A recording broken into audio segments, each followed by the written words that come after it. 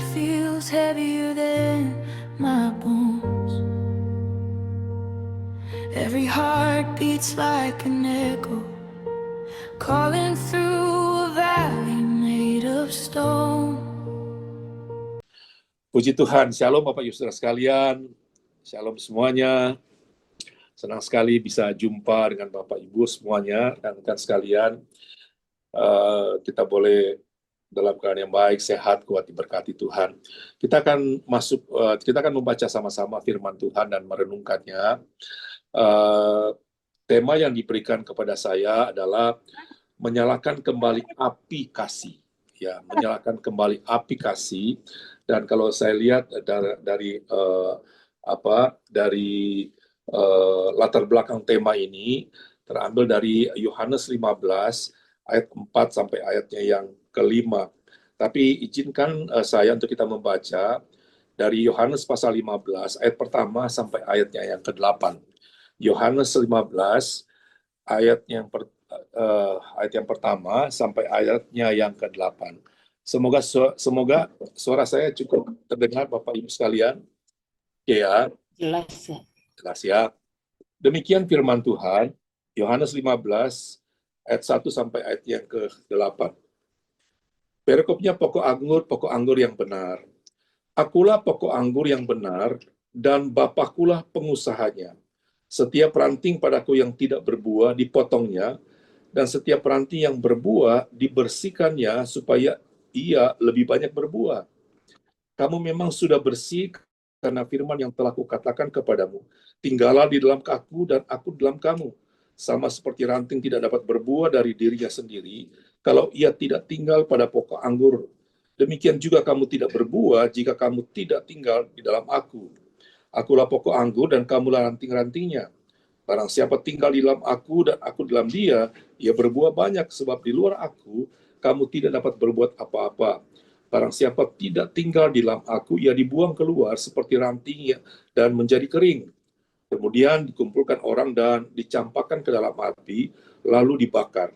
Jikalau kamu tinggal di dalam aku dan firmanku tinggal di dalam kamu, mintalah apa saja yang kamu kehendaki dan aku akan menerimanya, dan kamu akan menerimanya.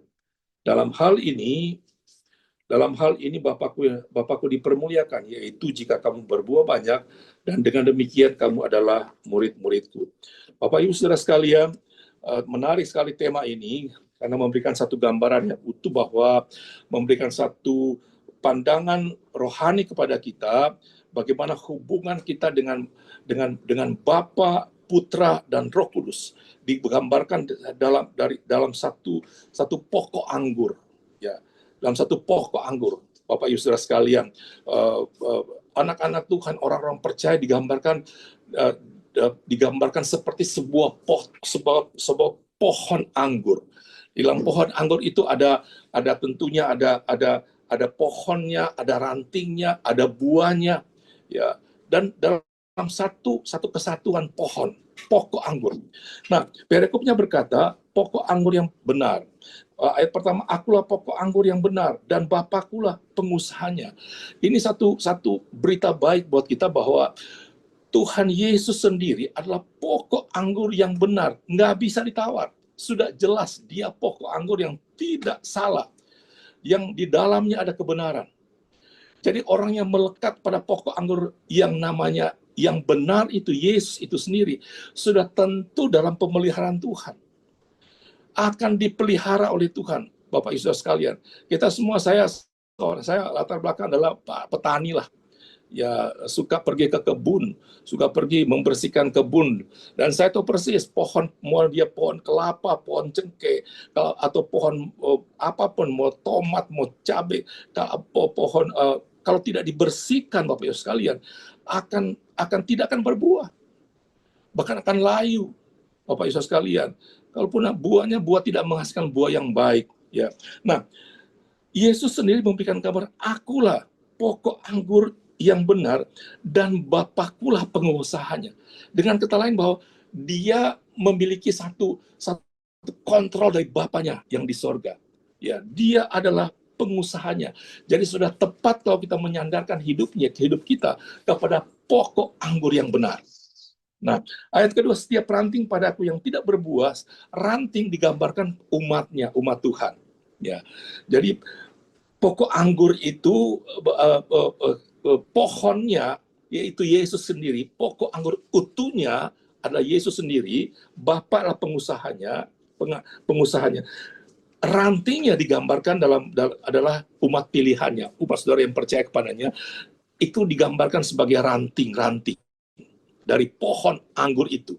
Pohon anggur yang utuh itu, kita adalah ranting-rantingnya. Nah, setiap ranting padaku yang tidak berbuah, kan kalau buah itu keluarnya dari ranting ya, nggak mungkin ya, walaupun mungkin ada buah yang nempel di pohon, tapi saudara perhatikan pasti ada rantingnya, kecil ada aja.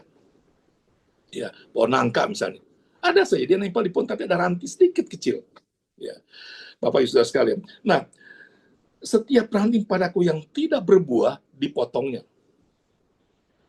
Nah, ini Tuhan ini keras, karena kenapa?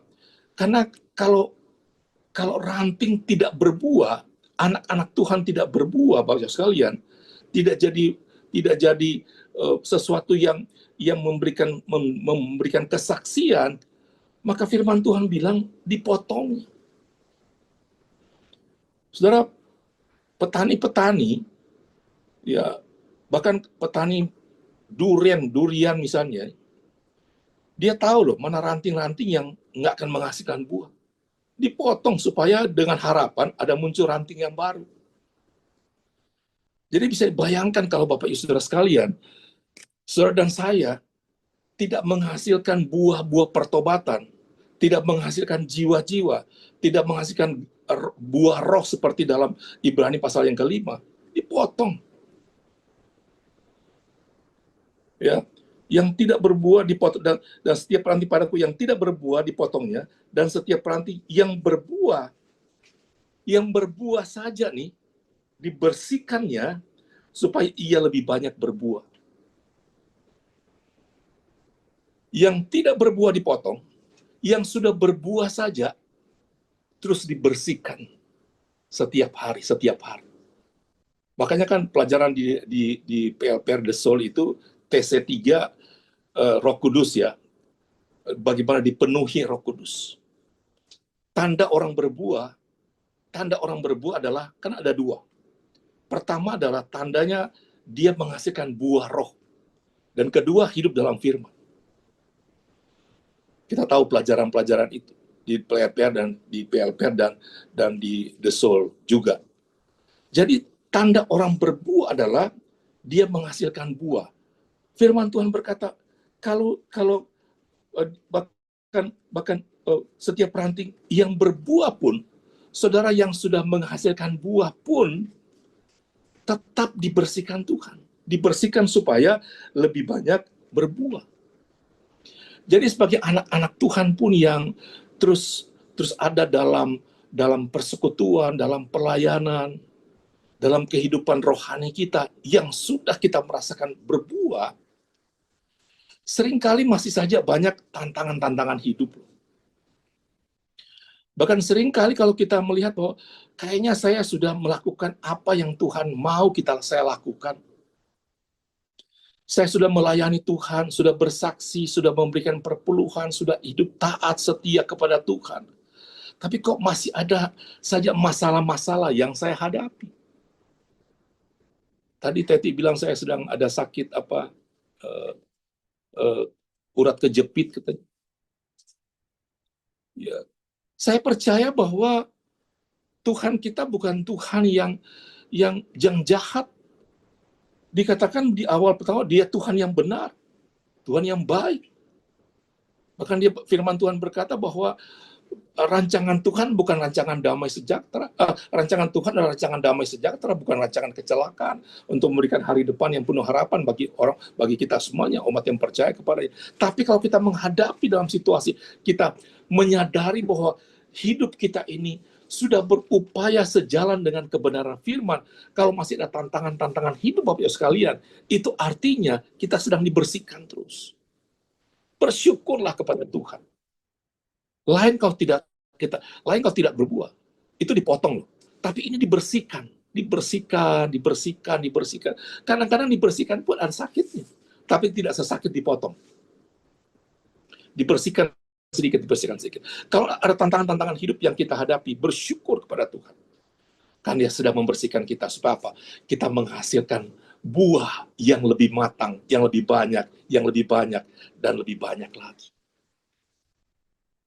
Kalau saudara yang merasa diberkati, boleh pakai sedikit, kasih kayak tanda apa gitu loh, jempol kayak apa gitu. Karena saya ngeliat cuma 2 orang yang kelihatan mukanya.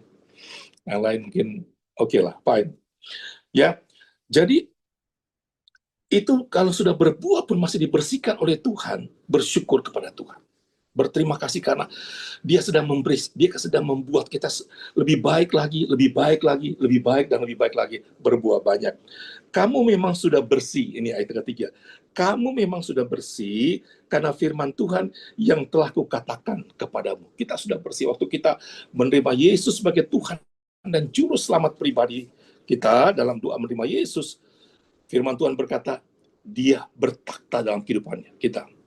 Firman Tuhan berkata, karena begitu besar kasih Allah akan dunia ini, sehingga Dia anugerahkan anaknya yang tunggal, setiap orang yang percaya kepada Dia tidak binasa, melainkan beroleh hidup yang kekal. Karena kasih Allah yang besar itu, ya, kasih Allah yang besar itu sudah membersihkan kita dari segala dosa-dosa kita. Kamu memang sudah bersih. Karena firman yang telah kukatakan kepadamu sudah dikuduskan oleh Tuhan. Sudah dibersihkan oleh Tuhan dengan kematian kebangkitannya di kayu salib. Kita percaya dalam hati, mengaku dengan mulut Yesus adalah Tuhan dan Juru Selamat. Saat itu kita dibersihkan dari segala dosa-dosa kita. Dan kita menjadi pribadi-pribadi yang sudah melekat kepada pokok anggur itu. Melekat pada pokok anggur kita. Bapak Ibu sekalian. Nah, oleh karena itu firman Tuhan berkata, tinggallah di dalam aku. Dan aku dalam kamu, sama seperti ranting tidak dapat berbuat dari dirinya sendiri kalau ia tidak tinggal pada pokok anggur. Demikian juga kamu tidak berbuah jika kamu tidak tinggal di dalam aku. Firman Tuhan berkata, di luar Tuhan kita tidak bisa berbuat apa-apa. Nggak bisa, Bapak Ibu sekalian. Nggak bisa. Kita harus tetap tinggal di dalam pokok anggur, dalam Kristus. Ada kesatuan yang utuh dalam kita dengan Tuhan Yesus. Tinggallah di dalam aku dan aku di dalam kamu. Ada firman Tuhan berkata, aku milik Kristus, Kristus milik aku. Kalau sudah demikian, Bapak Ibu sekalian, ya, kalau sudah demikian maka kesatuan ini menjadi hal yang sangat indah dalam kehidupan perjalanan iman kita. Karena kita menyadari betul kita sudah memiliki kasih yang sempurna saat kita terima Kristus, kemudian kita tinggal dan melekat kepada pokok anggur itu, kepada Kristus. Bapak Yesus sekalian, kita taat kepadanya, kita terus hadir dalam menghadirkan Yesus dalam kehidupan kita, kita berkomunikasi dengan Dia lewat doa, kita membaca firman Tuhan setiap hari, merenungkan firman Tuhan setiap hari. Itu namanya kita melekat kepada pokok anggur. Tanpa Tuhan, kita tidak mungkin dapat berbuat apa-apa. Kita harus menyadari, Bapak Ibu sekalian, bahwa dunia ini sedang masuk pada fase yang semakin hari semakin sulit, kata firman Tuhan. Dan saudara berpikir bahwa perang Amerika, Iran, Israel, itu sesuatu yang biasa. Saya menangkap bahwa ini bukan sesuatu yang biasa. Ini sudah mulai masuk pada tahap di mana semakin hari semakin sulit. Hari-hari ini semakin sulit, kata firman Tuhan. Tapi oleh karena itu kita punya satu pegangan. Kalau hari-hari semakin sulit, melekatlah pada pokok anggur itu. Karena Dialah yang mengetahui apa nutrisi kita. Pohon itu kan harus ada nutrisi, harus ada oksigen, harus ada, Tuhanlah yang dia kan pokok anggurnya, pohonnya itu Dia sendiri. Kita hanya ranting-ranting saja. Dalam situasi yang sesulit apapun, kalau kita melekat pada pokok anggur itu, Dia bertanggung jawab. Bahkan firman Tuhan, maka oleh karena itu dikatakan, tinggallah di dalam aku dan aku di dalam kamu. Tinggallah di dalam aku dan aku di dalam kamu. Amin, amin ya Bapak Ibu sekalian. Ini luar biasa loh. Dia meminta kepada kita, tinggallah di dalam aku dan aku di dalam kamu. Jadi kita menjadi satu kesatuan yang utuh. Menghadapi situasi apapun, kita menjadi satu kesatuan dengan Kristus. Nggak perlu takut. Bapak Ibu sekalian, tidak perlu takut. Bahkan dalam ayat yang kelima berkata bahwa kalau barang siapa tinggal dalam aku dalam dia, ia berbuah banyak. Sebab di luar aku, kamu tidak dapat berbuat apa-apa. Jelas ya. Kalau kita melekat pada pokok anggur itu, kita harus sadar kita manusia biasa, tidak dapat berbuat apa-apa. Di luar Tuhan, kita tidak dapat berbuat apa-apa. Nggak bisa kita pakai kekuatan sendiri. Nggak bisa. Mau pakai apa, dengan cara apapun nggak bisa.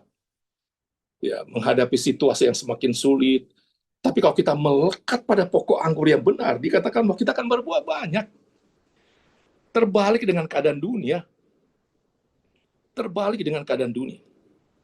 Ya, saya bersyukur sekali ya, karena saya kalau sedikit kesaksian, ya tadi Teti sudah sampaikan tadi juga, justru di masa-masa COVID, di masa-masa COVID 2019, 2020, 2021, di masa orang selesai, kami juga sekeluarga kena, ya harus diisolasi 2 minggu, satu tempat, keluarga juga diisolasi satu tempat yang lain.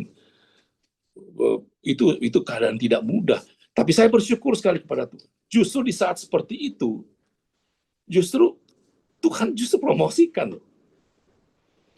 Tuhan berikan sesuatu di luar apa yang tidak dipikirkan, apa tidak timbul dalam hati. Itu Tuhan sediakan. Maka firman-Nya iya dan amin loh. Bahwa di luar Tuhan kamu tidak dapat berbuat apa. Di dalam Tuhan kamu berbuah banyak.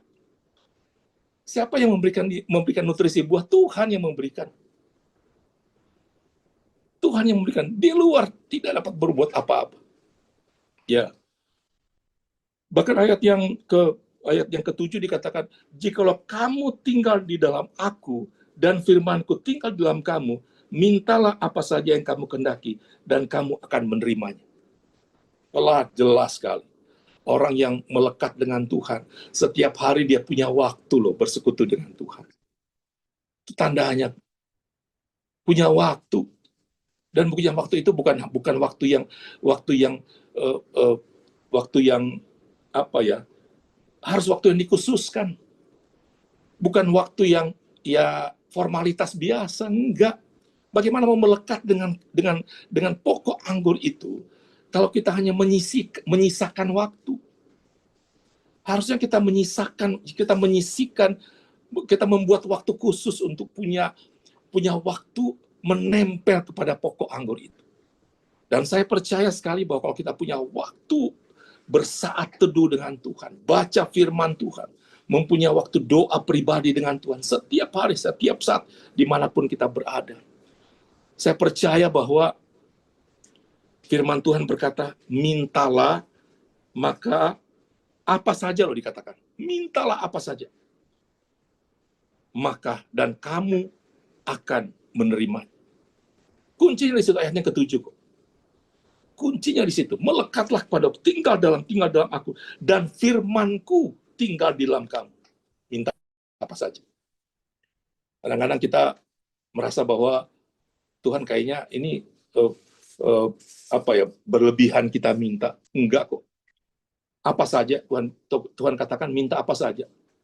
Bahkan dalam satu firman dikatakan bahwa bersukacitalah senantiasa dalam Tuhan.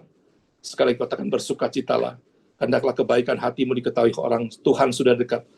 Jangan khawatir tentang apapun juga. Nyatakan segala hal keinginanmu kepada Allah dalam doa, permohonan, dan ucapan syukur. Segala hal. Tapi kuncinya melekat dengan Tuhan. Katakan amin. Ibadah-ibadah seperti ini, Bapak Ibu sekalian, saya mau katakan bahwa ini bagian dari kita mau melekat dengan pokok anggur yang benar itu. Ini bagian dari kita mau melekat pada pokok anggur itu. Jadi jangan merasa bahwa ibadah-ibadah seperti ini satu tekanan, satu beban. Tidak. Ini satu sukacita kita. Kita punya satu sukacita. Berdoa satu sukacita, dimanapun kita berada. Saya pun kadang-kadang kalau di lapangan, dalam lapangan terbuka, kadang-kadang saya berteriak pada Tuhan, berdoa, Tuhan, saya menikmati hadirat-Mu, saya bersyukur sekali ada dalam hadirat-Mu, merasakan ada kehadiran Tuhan. Wah, senang sekali dalam hadirat Tuhan. Ya, di kantor, di mana kadang-kadang, wah Tuhan, terima kasih Tuhan, saya merasakan kehadiran, saya menikmati kehadiran Tuhan. Melekat terus dalam pokok anggur itu. Firman Tuhan berkata, minta apa saja, dan kamu akan menerimanya. Ayat ke-8, dalam hal inilah Bapakku dipermuliakan. Jikalau, ayat ke-8, yaitu jika kamu berbuah banyak, ya, dan dengan demikian kamu adalah murid-muridku. Berbuah banyak. Saudara, mari kita buka ya, di dalam Galatia, saya sudah tadi bilang tadi, berbuah banyak seperti apa sih yang bisa kita gambarkan ya dalam Ibrani, sebentar ya,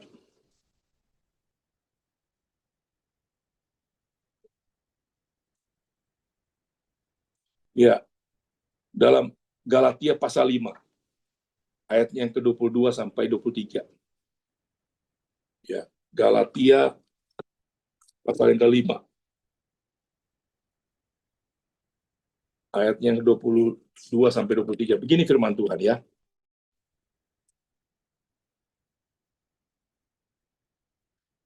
Demikian firman Tuhan. Tetapi buah roh ialah kasih, sukacita, damai sejahtera, kesabaran, kemurahan, kebaikan, kesetiaan, kelemah lembutan, penguasaan diri. Tidak ada hukum yang menentang hal-hal itu. Saya percaya dalam hati saudara berkata, saya sudah tahu kok ini. Saya percaya, saya sudah hafal ini. Buah roh. Pertanyaannya, apakah kita sudah melakukannya? Buah roh, kasih, sukacita, damai sejahtera, kesabaran, kemurahan, kebaikan, kesetiaan, kelemah lembutan, penguasaan diri. Tidak ada hukum yang menentang hal-hal itu. Tidak ada hukum yang menentang hal-hal itu. Itulah tanda orang. Kalau kita bicara orang yang berbuah, tandanya adalah menghasilkan buah roh. Dan kedua, taat kepada firman, hidup dalam kebenaran firman Tuhan. Itulah tema kita pada malam hari, menyalakan kembali api kasih. Menyalakan kembali api kasih. Kita harus menyadari bahwa begitu besar kasih Allah dalam yang sudah masuk dalam kehidupan kita. Dia menyertai kita, dia menolong kita, dia menopang kita. Walaupun kadang-kadang kita lupa, walaupun kadang-kadang kita merasa kita sudah cukup kok, sudah cukup kadar rohani kita. Dengan saya aktif dalam berbagai pelas, sudah cukup. Pada sebenarnya Tuhan minta kepada kita keintiman kasih-Nya, yaitu pokok anggur. Namanya pokok anggur melekat loh Bapak Ibu sekalian. Melekat. Enggak berbuah potong. Sudah berbuah aja dibersihkan kok. Sudah berbuah aja dibersihkan. Supaya apa? Lebih banyak berbuah. Lebih banyak berbuah. Lebih banyak berbuah. Kuncinya, kalau saudara ingin minta sesuatu, Tuhan kabulkan, berbuah banyak. Berbuah banyak tadi. Berbuah jiwa-jiwa, berbuah kasih, sukacita, dan seterusnya. Dan harus kembali, kita nyalakan kembali api itu. Kasih itu harus kita nyalakan kembali. Kita harus ingat bahwa kita sudah ditebus oleh Tuhan. Ya, kembalilah kepada kasih yang mula-mula, kembali. Ya, waktu kita pertama kali terima Yesus sebagai Tuhan dan Juru Selamat. Waktu itu saya pertama kali terima Tuhan Yesus sebagai Tuhan dan Juru Selamat. Rasanya, waduh, nggak mau nginjak bumi. Rasanya pingin terus melayani Tuhan. Saya bertekad dengan keluarga saya, wah kita kalau pergi kemana-mana, kalau kita pergi liburan, pertama-tama kita nginjil dulu ya, bawa 4 rohani ya, kita nginjil dulu ya. Itu tekadnya luar biasa. Ya jujur aja sekarang masih ada, tapi nggak seperti dulu. Tapi maka tema ini ngingetin saya juga. Tema ini ngingetin saya juga untuk apa? Nyalakan kembali api kasih. Dulu saya bertekad mau pelayanan sampai ke Jurang Mangu pun saya pergi ke sana tuh. Jurang Mangu ya, ada ya, Jurang Mangu ya. Bukan ke jurangnya, ke mangunya. Sampai begitu. Pertanyaannya, masihkah ada api kasih dalam diri kita? Masih ada nggak seperti itu? Ada api kasih yang benar-benar mau melakukan apa yang Tuhan mau. Tidak mudah, tapi terus berupaya. Dengan sengaja berupaya untuk terus hidup dalam kasih Tuhan. Kalau demikian, maka dalam kehidupan kita berkeluarga, kehidupan bersosialisasi, kehidupan pribadi, rasanya damai saja. Damai saja. Ya, saya dan istri saya mungkin karena sudah opa-opa ya, kami sedang ini nih, sedang ya istilahnya lagi sayang-sayangannya lah, karena sudah opa-opa, opa-oma ya, udah lagi menikmati dan juga kasih Tuhan yang ingin terus dinyalakan kasih itu. Ya berdoa supaya kita semua yang hadir dalam ibadah malam ini, mari kita nyalakan kembali api kasih sambil mengingat bahwa kita harus hidup melekat kepada Tuhan, taat kepada Tuhan, baca firman, berdoa setiap saat. Dan jangan lupa, kalau ada pergumulan, minta apa saja. Jangan merasa, wah saya Tuhan kan sudah tahu. Minta, Tuhan ingin kejujuran. Apa saja. Firman Tuhan berkata, minta apa saja. Dan kamu akan menerimanya. Apa saja, minta kepada Tuhan. Ya, apa dalam kebutuhan apapun, minta kepada Tuhan. Syaratnya sudah berbuah. Melekat kepada Tuhan. Amin. Saya berdoa supaya firman Tuhan ini boleh memberkati kita semuanya, dan saya juga supaya api kasih Allah, kasih itu menyala kembali. Ada orang menyala abangku, menyala kasih Kristus menyala. Ada lagu Pantekoste zaman dulu. Api Kristus sudah menyala, api Kristus sudah menyala. Api Kristus sudah menyala. Itu, nyalakan lagi api kasih. Amin. So I scream